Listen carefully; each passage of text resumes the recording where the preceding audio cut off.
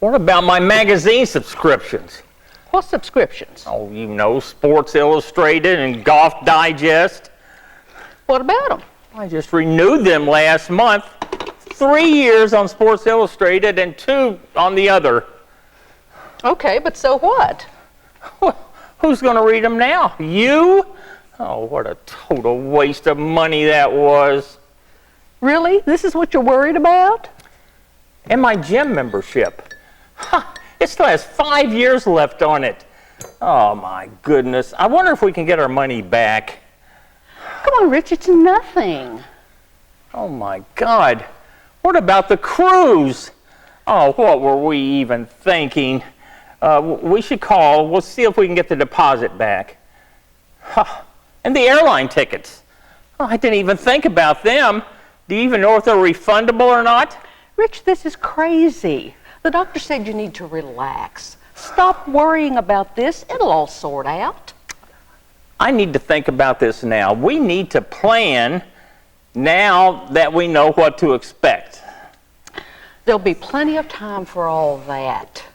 You need to get some rest. Take a nap. You must be exhausted. I don't want to rest. I want to deal with this now. We'll start tomorrow. How does that sound? Didn't you hear what the doctor said? I don't have that many more tomorrows. But now isn't the time to worry about magazine subscriptions and gym memberships. We'll sort all this out tomorrow. There's plenty of time. Plenty of time? Don't you understand, damn it? What's going to happen to all my stuff? Stuff? What stuff? My stuff. The stuff I've been collecting and saving all these years. Really? You're worried about your suits? Your ties? Seriously? The boys will take what they want and the rest can go to Goodwill. I knew you wouldn't understand. I'm not worried about my clothes, for Christ's sakes. I'm worried about the other stuff, the stuff I've been collecting and saving. Oh, I see. You're worried about your baseball cards? Of course. Seriously? Your baseball cards? Oh, go ahead and laugh if you want. I knew you wouldn't understand. Let me get this straight. You're concerned about your baseball card collection? Ellen, I've been collecting these cards for 60 years. I have every Topps Brooklyn Dodgers card from the 50s. Pee Wee Reese, Sandy Koufax, Duke Snider. I even have most of the Yankees except for that rookie card. Rich, they're just baseball cards, for God's sake. Oh, and my record collection.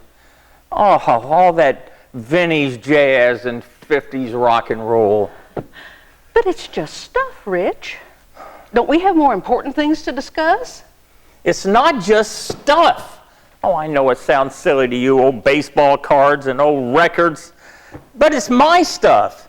It's who I am. It's what made me. It's what defines me. I know you care about it all. Of course I know. Look, if it's that important to you, we'll simply amend our wills, and you can leave it all to whomever you wish. Give it some thought and decide who gets what.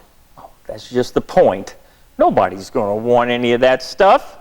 That can't possibly be true. Really? Do you want my baseball card collection? Ha! You've never even looked at it. But I'm sure one of the kids will want them, and as for the records, I'm certain they'll want those. Oh, really? You think so? They haven't listened to those records in years. I even bought a jukebox to play those old 45s, and sure, they indulge me, but they don't care about any of that stuff. No, not anymore. They don't care about it. You're overreacting, Rich. I understand how upset you must be. You think I'm upset about the diagnosis? Oh, I expected that long before the doctor ever said anything. You know these things. You can tell. You don't need a medical degree, believe me. You never said anything. Not a word. Not a single word, Rich. Why didn't you talk to me? Still, I know today must have upset you. Upset? I'm not upset. Not a bit. I'm just worried about what's going to happen to all my stuff. But it's just stuff, Rich.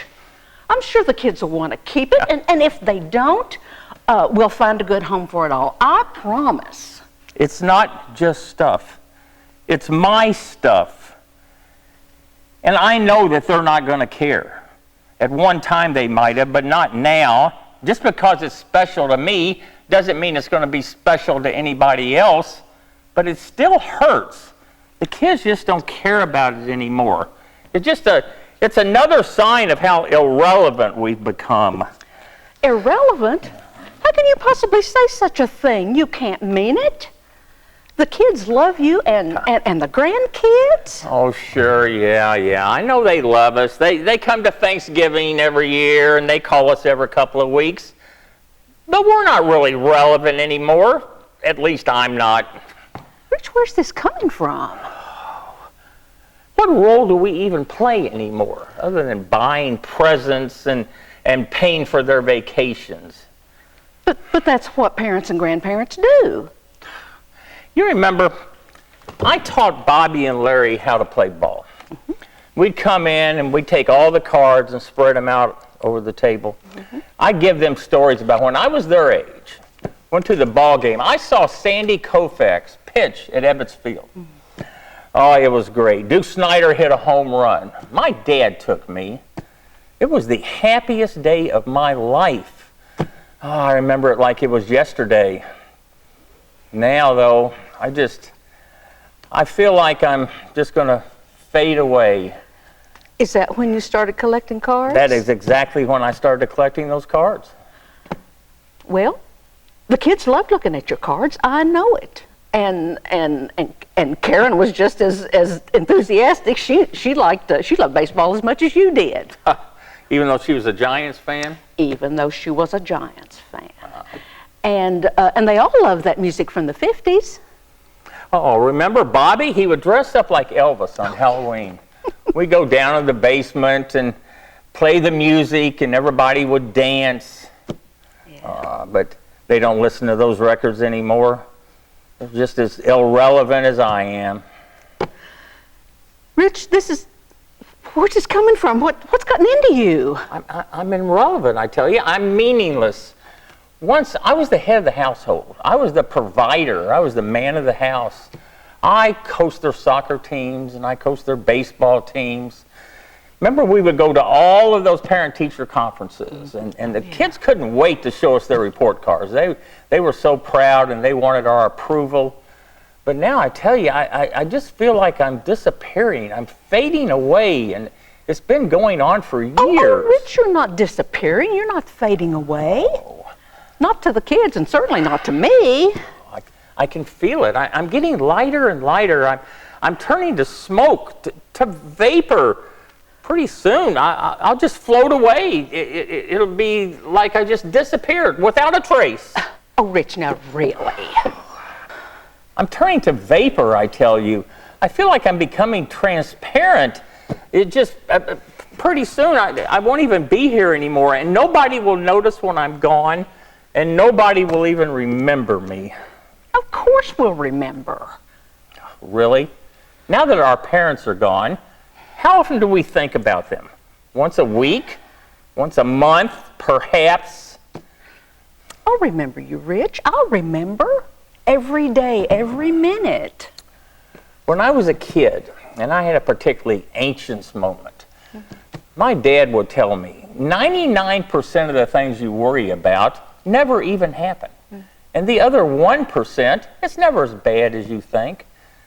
That helped me. That comforted me. But now I fear I'm on that final 1%. I know you must be scared. Oh, I'm not afraid of dying, Ellen. I'm afraid of being forgotten. Rich, do you really think I could ever forget? This wasn't what I expected. Not at all. The world is supposed to make more sense the older you get, not less. It makes sense to me. It always has. From the first day I met you, since the days the kids were born, it's always made sense. I always thought I would have more time. Oh, I know I'm an old man, but I thought I would have more time,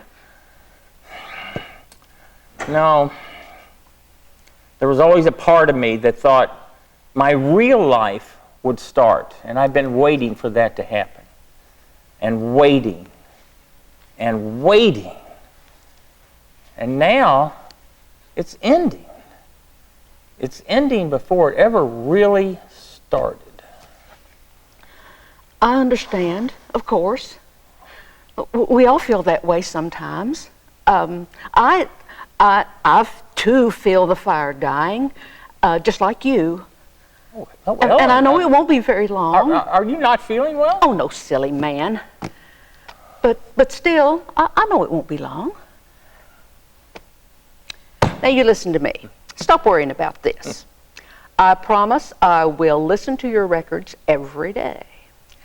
And I'll read your Sports Illustrated magazine. There's some good-looking hunks in there, I've noticed. How about Golf Digest? That one I might skip. My baseball cards? I'll take care of them. I will spread them out on the table just like you did. That's real dedication. You must really love me, Ellen. Of course I love you, silly goose. I love you and all your stuff. Stop worrying about this. We all love you.